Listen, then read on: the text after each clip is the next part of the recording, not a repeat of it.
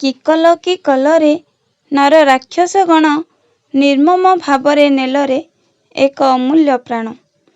ଏତାଦୃଶ ପଶୁ ପ୍ରବୃତ୍ତି ଆରେ କୁକୁର ଦଳ ମା ଭଉଣୀଙ୍କ ସୁରକ୍ଷା ହେଲାରେ ଟଳମଳ।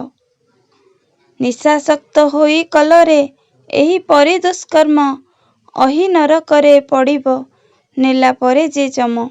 ଭାବିଲନି ଥରେ ନିଜର ମା ଭଉଣୀ କଥା ଏପରି କର୍ମର କି ଦଣ୍ଡ ମନେ ନ କଲ ଚିନ୍ତା। କରମର ପରିଣାମକୁ ଟିକେ ଡର ଥାଆନ୍ତା ହିଂସ୍ର ପଶୁ ପରି ଝିଞ୍ଜାରି ଖାଇଦେଲ ଜିଅନ୍ତା। କେତେ ବିକାଳରେ ଚିତ୍କାର କରିଥିବ ଅବଳା ଛାତି ଫାଟି ସବୁ ନମଲ ତାର ଖରାପ ବେଳା। ତୁମ ଦଶା ଏବେ ଖରାପ ହୋଇବରେ ଜାଣିଥା ଗୋଟି ଗୋଟି ଫାଶି ପାଇବ ବସି ଦିନ ଗଣୁଥା। ଏଭଳି ଦୋଷୀକୁ କି ଦଣ୍ଡ କୁହ ଭାଇ ଭଉଣୀ ସର୍ବ ସମ୍ମୁଖରେ ଏହାଙ୍କୁ ଦିଅ ତେଲରେ ଛାଣି।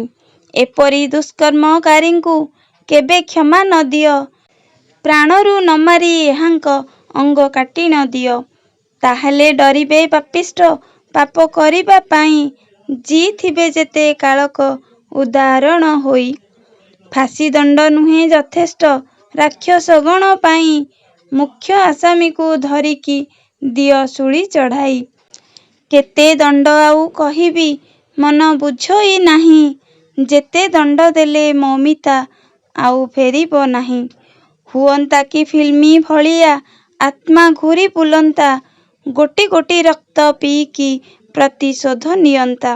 ମୌମିତା ନିର୍ଭୟା ପରି ଯେ ଯେତେ ଅବଳା ଗଲେ ନାରୀ କେତେ ସୁରକ୍ଷିତ ଯେ ତାହା ଜଣାଇ ଦେଲେ।